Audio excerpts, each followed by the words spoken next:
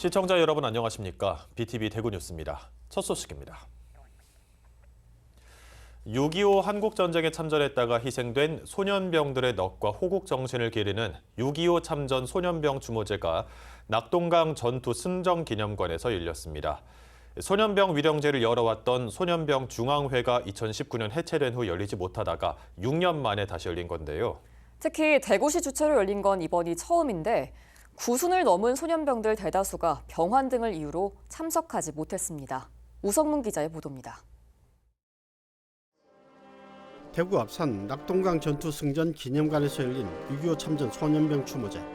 6.25 참전 소년병 중앙회가 산화한 전우들의 넋을 기리는 위령제로 지내오다가 2019년 소년병 중앙회가 해체되면서 중단된 지 6년 만에 추모 행사입니다. 대구시 주최로 열린 건 이번이 처음인데 참전 소년병은 단 2분만 참석했을 뿐 이미 구순을 넘긴 고령의 소년병들 다수가 사망이나 병환 등의 이유로 함께하지 못했습니다. 만 17세 이하 미성년자임에도 강제 징집돼 군번을 부여받고 현역으로 복무했던 소년병들에게 전쟁의 상처는 75년이 지나도 선명히 남았습니다. 국제법이나 유엔 아동 권리 협약이나 또 우리 아동 복지법이나 어디에도 17세 이하는 아동이라고 정의되어 있습니다. 원칙 이름은 아동병입니다. 경상도 말로 얼라들입니다. 아시겠습니까? 해가 갈수록 생전 소년병의 숫자는 급격히 줄어들고 있는데 아직도 국가는 이들에게 위령탑 하나 세워주지 않고 있습니다. 19대 국회부터 소년병 예우 특별법 제정을 추진했고 헌법재판소와 신실화해위원회도 특별법 제정을 권고했지만 22대 국회 개원 후 1년 이상 지난 아직도 법 통과가 요원한 실정. 소년병 어르신들의 특별한 희생을 위해서 그 뜻과 넋을 기리기 위한 보훈의 정책으로서 마땅히 여러 가지 방안들이 실시되어야 함에도 불구하고 어느 국가기관도 나서고 있지 않습니다. 결국 국회에서 특별법을 통과시키는 것이. 대구시와 대구시의회가 전국 최초로 소년병 예우와 자료 수집 등을 위한 예산을 편성했지만 90을 넘어선 고령의 소년병들이 얼마나 기다릴 수 있을지는 알 수 없습니다. 너무 오랫동안 공식적인 참전으로 인정받지 못한 채 역사의 뒤편에 머물러 있었습니다. 대구시의회가 먼저 그 책임 앞에 섰습니다. 대구시 또한 함께 뜻을 모아 대한민국 최초로 소년병 예우와 사료를 위한 예산안을 편성하고 그 의미 있는 첫걸음을 오늘 내디뎠습니다. 소년병들은 국가를 위한 숭고한 희생에 대한 예우와 보상이 없다면 어느 누가 국가를 위해 희생할 것이냐고 다시 묻고 있습니다. 내가 이제 92살인데 6.25 때 17살 17세의 아동을 전사자가 3,000명인데 3만 명을 현역 군인을 자이든 타이든 군인을 만들어가지고서 3년 전에 치르겠습니다. 거기에 대한 지하의 말이 오늘날까지 한마디 없습니다. 이렇게 되겠습니까? BTV 뉴스 우성문입니다. 교육과정 중심의 학교 체제를 구축하는 대구 미래학교 연속기획 시간. 오늘은 그 마지막 시간으로 교육 6년 지대계 프로젝트를 통해 학생이 주도하는 개념 기반의 탐구학습을 실천하고 있는 대구 반송초등학교로 갑니다. 천혜열 기자입니다. 대구 반송초등학교는 맞춤형 프로젝트 기반의 교육과정을 운영합니다. 6년 동안 학생들의 미래 역량을 키우기 위해 이른바 6년지 대계 프로젝트를 실천하고 있습니다. 6년지 대계 프로그램은 자기 이해 교육, 문해력 교육, 생태 전환 교육, 세계 시민 교육으로 나뉘는데 학년이 올라갈수록 깊이가 더해지는 나선형 탐구 중심 프로젝트 학습입니다. 프로젝트를 하고 친구들과 공부한 것을 다른 학년과 부모님들께 소개할 수 있어서 기쁩니다. 전교생이 50명인 반송초등학교 학생들은 전교 다모임이라는 활동을 합니다. 매달 한 번 정도는 전교생이 강당에 모여 스스로 정한 프로젝트를 실천할 수 있는 방안에 대해 의견을 나눕니다. 저희는 환경 문제에 대해 생각해 보았습니다. 제일 먼저 바다오염으로 인한 쓰레기를 먹은 물고기, 그 다음에 이번 달에는 기후위기를 주제로 발표하고 또 토론하는 시간을 가졌는데 그 대상이 같은 학년에 국한되지는 않습니다. 저희 6학년은 기후위기 상황을 조사해보고 5학년 동생들과 의견을 주고받으며 해결책을 찾아보았습니다. 그리고 지구를 살리기 위해 어떤 노력을 할 수 있을까에 대해서 학교 측은 삶과 배움을 잇는 탐구, 그리고 학습자가 주도하는 탐구 수업이 학생들의 협력적 사고를 함양하는 데 도움이 되고 있다고 보고 있습니다. 스스로 이 프로젝트에 참가하고 그 프로젝트에서 생겼던 문제들을 자기 주도적으로 풀어가는 어떤 협력적 활동이라고 볼 수 있겠습니다. 반송초등학교는 어느덧 미래학교 4년 차를 맞이했습니다. 교사들도 교실 간 수업을 개방하는 등 소통과 협력을 위한 학교 문화를 조성하는 데 앞장서고 있습니다. 작은 학교의 특성을 살려 교육청 및 지역 자원과 연계, 학년 간의 통합 수업 등 학습자 맞춤형 수업을 진행 중입니다. 대구 미래학교의 본보기가 되고자 모든 교직원들이 협력하여 교육 활동을 펼치고 있습니다. 대구 반송초등학교는 학생 스스로 수업을 만들고 주도적으로 참여하는 교실 문화를 정착시키고 있습니다. 학생들이 미래를 살아가는 데 필요한 역량이 대구 미래학교를 통해 길러지고 있습니다. BTV 뉴스 천혜열입니다. 대구 기업들이 이재명 대통령의 새 정부에 가장 바라는 건 역시 경제 리더십이었습니다. 대구상공회의소 조사에 따르면 응답 기업의 96%가 국정 운영 방향의 우선 과제로 경제를 꼽았습니다. 가장 시급한 경제 정책으로는 내수 부양을 원하는 것으로 나타났습니다. 우성문 기자의 보도입니다. 대구 지역 기업들은 이재명 정부의 경제 중심의 국정 운영, 경제 리더십을 강력히 희망하는 것으로 나타났습니다. 이는 대구상공회의소가 지난 4일과 5일 지역 기업 444개사를 대상으로 실시한 새 정부에 바란다 지역 기업 의견 조사 결과에서 드러났습니다. 국정 운영 방향에 대해 응답 기업의 96.4%가 경제, 산업을 지목했고 이어서 외교 55.2%, 사회복지, 보건의료 41.6%, 안보 34% 순으로 답했습니다. 대한민국이 직면해 있는 중대 경제 현안에 대해서는 수도권 과밀화와 대중소기업 격차 심화와 같은 경제 구조의 불균형이란 응답이 62%로 가장 많았고 성장 동력 저하로 인한 저성장 고착화 49.6%, 저출생 고령화로 인한 인구 구조 변화 46% 순으로 꼽았습니다. 새 정부가 가장 시급히 추진해야 할 경제정책은 경기 부양 및 내수 활성화가 78.8%로 가장 많았고 물가 안정, 고용 창출 및 일자리 정책, 통상 환경 변화 대응, 금융시장 안정, 노동시장 제도 개선 순이었습니다. 지방 경제 활성화 정책으로는 지역 특화 산업 고도화 및 전략 산업 집중 육성, 지방 이전 기업에 대한 인센티브 확대, 지역 인재 양성 및 노동시장 활성화 순으로 답했습니다. 대구 경제 활성화를 위해 중점적으로 추진해야 할 정책으로는 청년 인재 유입 및 정착 지원이 48.8%로 가장 많았고 지역 강소기업 육성 44.4%, 대기업 및 공공기관 유치 44%, 지역 전략산업 집중 지원 41.6% 순이었습니다. 한편 국내외 경제 환경에 대한 체감 경기에 대해 응답 기업의 78.4%가 나쁘다고 답해 현재 기업의 체감 경기가 상당히 위축되어 있는 것으로 나타났습니다. 지역 기업들이 경기 침체로 장기화로 큰 어려움을 겪고 있는 만큼 새 정부에 대한 기대도 큽니다. 새 정부는 경제 성장을 최우선 과제로 삼고 지역 균형 발전에도 적극 나서주시기를 당부드립니다. 기업 환경 개선 과제로는 응답 기업의 절반 정도가 세제 지원 확대 및 세부담 완화와 규제 혁신 및 제도 개선이라고 답했고 금융과 노동 분야에 대한 지원을 그 다음으로 꼽았습니다. BTV 뉴스 우성문입니다. 본격적인 장마철을 앞두고 반지하 거주 주민들은 걱정이 많습니다. 이 침수 피해를 막아줄 물막이판이 있는 집도 있고 없는 집도 있는데요. 물이 또 역류하지는 않을까 불안하기만 합니다. 서주환 기자의 보도입니다. 지난 2022년 8월 일가족 3명이 숨졌던 반지하 주택. 순식간에 창으로 물이 들이닥쳐 참극이 발생했습니다. 이후 서울시에서는 매년 반지하 가구 물막이판 설치에 집중해왔습니다. 하지만 실적은 미진합니다. 지난달 말 기준 서울의 전체 반지하 가구 20만여 곳 가운데 침수 우려 가구는 2만 4천여 곳. 이 중 물막이판을 설치한 곳은 67%에 그쳤습니다. 집주인하고 세입자가 동시에 다 신청을 했을 때만 설치가 가능하거든요. 법이 정한 사항이라 저희가 어떻게 할 수가 없어요. 그래서 최대한 이제 저희도 법 개정 건의도 계속 국토부에다 법 개정 건의하고 있는 상황이고. 실제 물막이판이 설치되지 않은 반지하 가구를 직접 찾아가 봤습니다. 이 주택은 창문 밖으로 턱이 나 있지만 마냥 안심할 수는 없습니다. 기록적인 강수량을 보이면 물이 들이닥칠 수도 있습니다. 창문보다 더 걱정되는 건 하수구입니다. 많은 비가 오면 매번 물이 역류해 양수기로 퍼내야 합니다.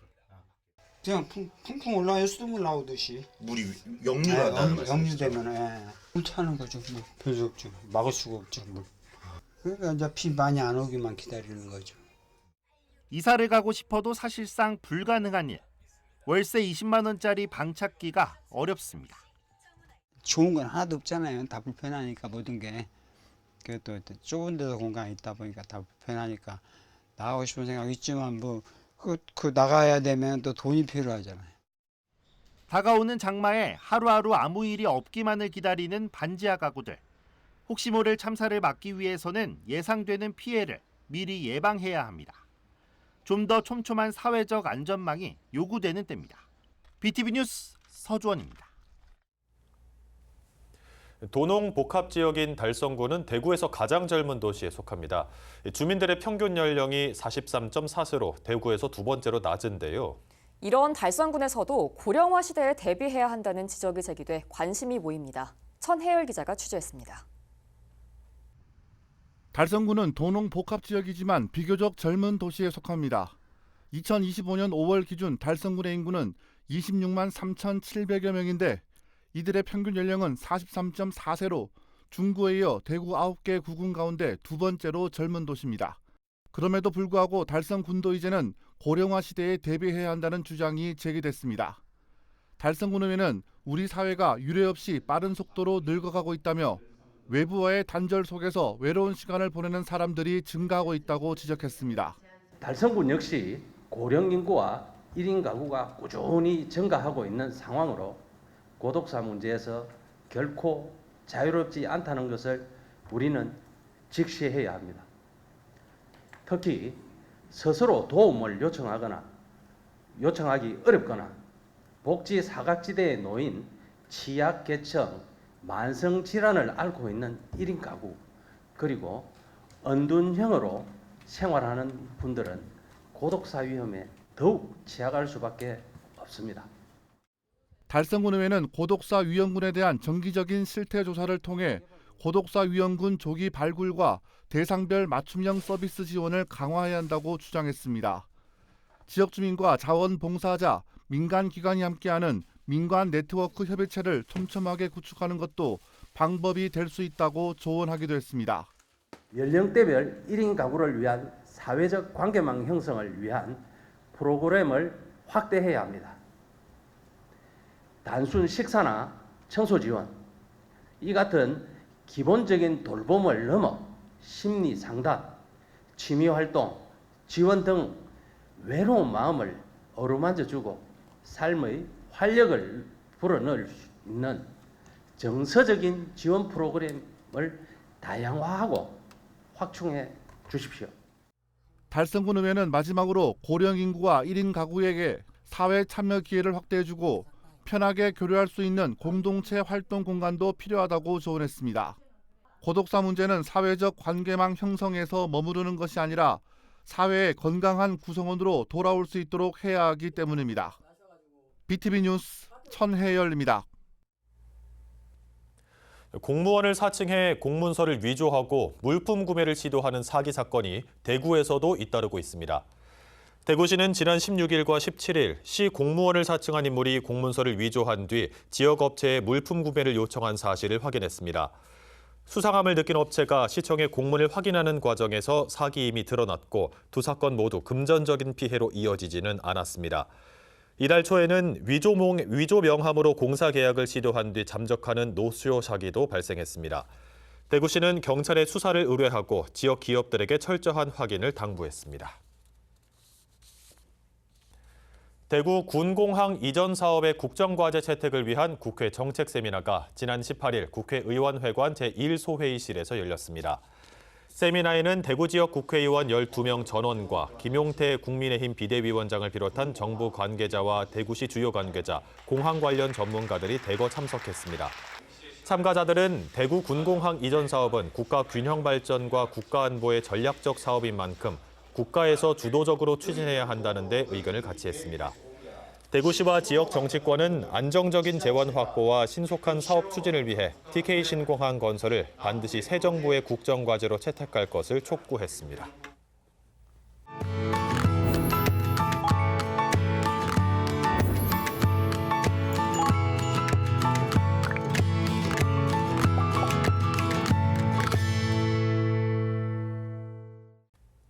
케이블 TV 공동기획 우리 동네 영웅 시간입니다. 걸으면서 쓰레기를 줍는 환경 보호 활동을 뜻하는 플로킹이라는 말 한 번쯤은 들어보셨을 텐데요. 포항 북구 환여동에서는 매주 일요일마다 해안가에 버려진 쓰레기를 줍는 환여 플로킹 멤버들이 있습니다. 윤경보 기자가 소개합니다. 일요일 오전 7시 포항시 북구 환호동 해안가. 한 주 동안 버려진 쓰레기를 줍기 위해 환여 플로킹 멤버들이 하나둘씩 모여듭니다.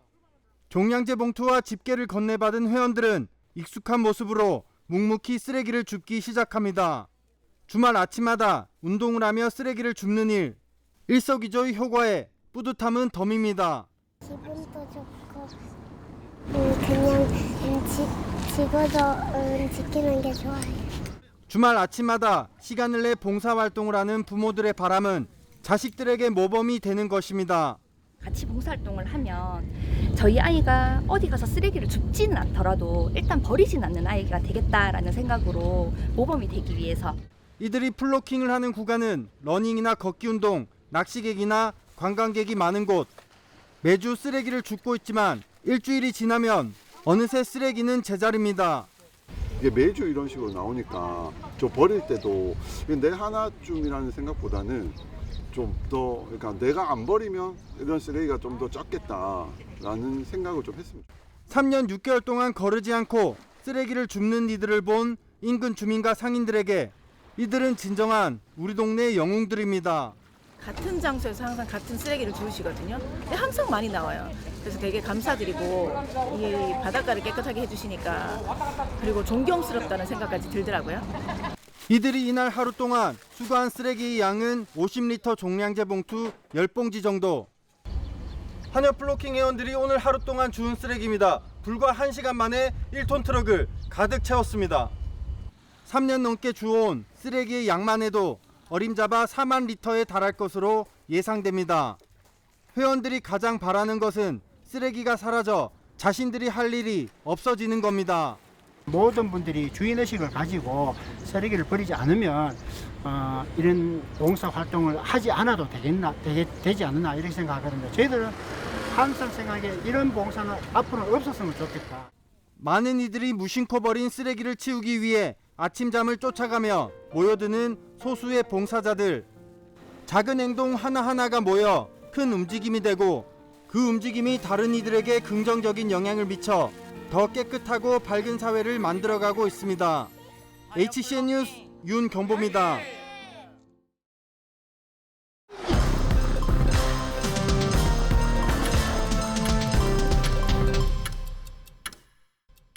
음주운전 방조 혐의로 검찰에 송치된 정재목 대구 남구의회 부의장이 소속 정당인 국민의힘에 탈당계를 제출했습니다. 국민의힘 대구시당은 정 부의장이 직접 탈당계를 제출해 관련 절차를 밟고 있다고 밝혔습니다. 이 탈당계가 수리되면 정 부의장은 무소속 신분으로 부의장직을 수행하게 됩니다. 한편 정 부의장은 지난 4월 달서구의 한 도로에서 일행인 50대 여성의 음주운전을 방조한 혐의로 검찰에 송치됐습니다. 달서구가 외국인 근로자와 그 가족을 대상으로 한국어 교육 프로그램을 운영합니다.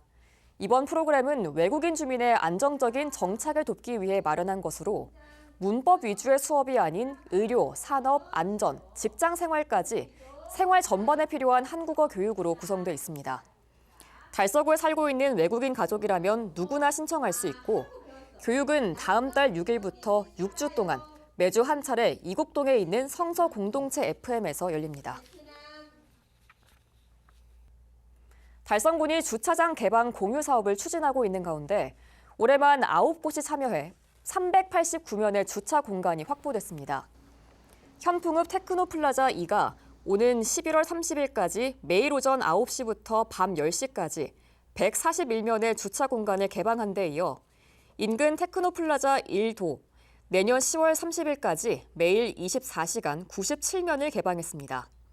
다사읍에 있는 성서 행복한 교회는 오는 9월 17일까지 29면을, 화원읍 삼성교회는 내년 10월 24일까지 23면의 주차장을 시민들이 이용할 수 있도록 했습니다. 화원읍 화원교회는 다음 달부터 2년간 13면의 주차 공간을 공유할 예정입니다. 서구 원대동의 도시재생 뉴딜 사업의 일환으로 뷰원 커뮤니티 센터가 개소했습니다. 19억 9천만 원을 투입해 지상 3층 규모로 건립된 이 센터에는 경로당, 마을마당, 공유부엌 등 다양한 시설이 마련돼 지역 주민들의 커뮤니티 활동과 생활 편의성을 높일 것으로 기대됩니다. 대구교통공사가 도시철도 세계 노선의 모든 역사 장애인 화장실에 최신형 비데와 등받이를 설치했습니다. 총 200대의 비데가 설치됐으며 이는 장애인 이용자들의 편의성을 높이기 위한 조치입니다. 달서구가 제작한 관광 홍보 웹드라마 학교는 싫지만 수학여행은 가고 싶어가 일본의 OTT 플랫폼 채널 아시아에 방영됐습니다. 이 드라마는 정보 전달과 흥미 유발을 동시에 노리며 새로운 방식의 지역 홍보로 주목받고 있습니다. 달성군과 디지스트가 주관하는 2025학년도 디지스트 과학창의학교가 신입생을 모집합니다. 초등학교 6학년과 중학교 1, 2학년을 대상으로 하며 과학 중심의 융복합 교육과정을 제공합니다. 신청은 24일부터 이메일 또는 등기 우편으로 가능합니다. 이상 간추린 소식입니다. BTV 뉴스는 뉴스 홈페이지에서도 바로 시청하실 수 있습니다. 시청자 여러분의 많은 관심 바랍니다. 이상으로 뉴스를 마칩니다. 함께해 주신 여러분 고맙습니다.